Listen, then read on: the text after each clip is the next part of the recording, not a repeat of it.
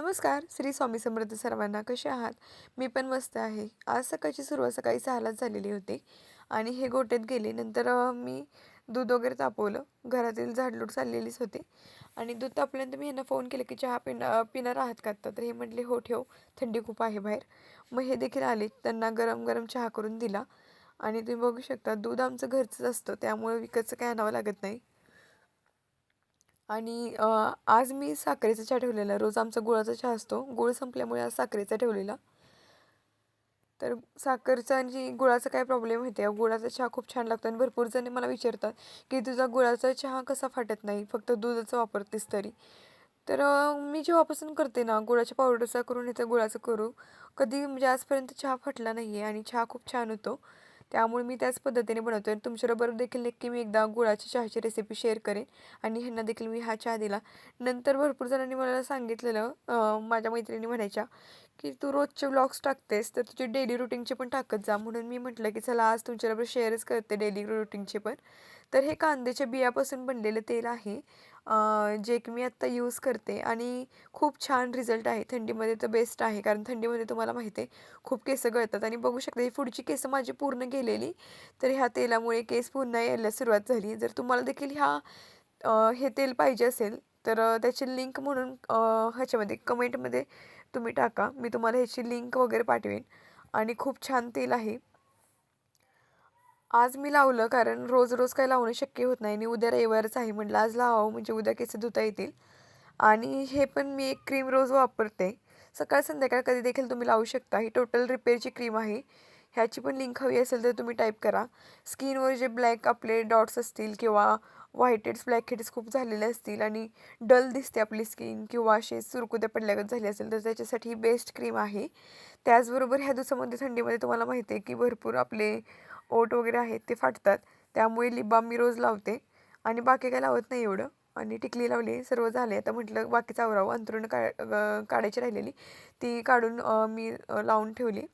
नंतर बाहेरची वगैरे झाडलोट झालेली आणि सकाळचं वातावरण गावाकडे किती फ्रेश असतं. असं बाहेर कुठे पाहायला मिळत नाही. गावाला ही शांतता असते. तर तुम्हाला माहिती आहे का, गावाला ह्या शांततेत सकाळ-सकाळी खूप छान असे पक्ष्यांचे आवाज येतात.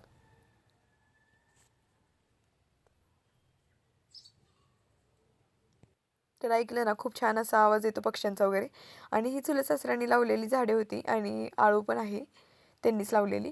नंतर देवपूजा करायला घेतली. आता भरपूर जण मला विचारतात, की ही स्वामींची मूर्ती कुठून घेतलीस?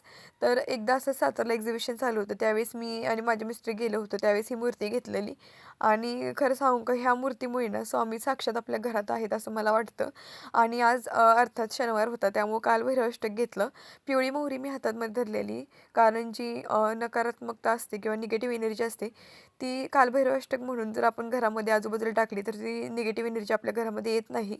आणि आजूबाजूला काही लोक असतात ते खूप निगेटिव्ह असतात. त्यामुळे निगेटिव्ह एनर्जी येण्याचे चान्सेस असतात. त्यामुळे मी हे टाकत असते.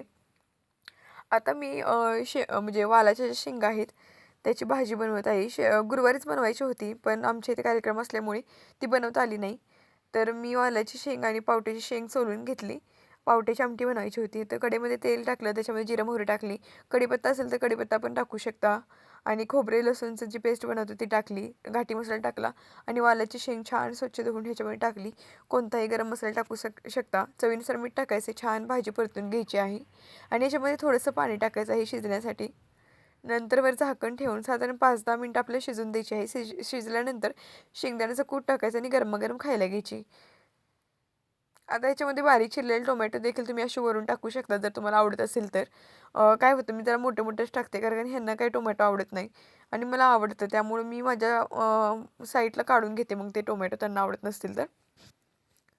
आणि आता मी पावट्याची आमटी करत आहे. आता ह्या दिवसामध्ये ना गावाकडे पावटा सर्रास माणसं खातात आणि रोज म्हटलं तरी कोण पावट्याला कंटाळत नाही कारण खूप पावटा आवडतो आणि मला तर प्रचंड आवडतो आणि गरमागरम पावट्याची आमटी आणि त्याच्यामध्ये तूप ते तर खूपच छान लागतं आणि बाजरीची भाकरी असेल ना तर विषयच नाही की.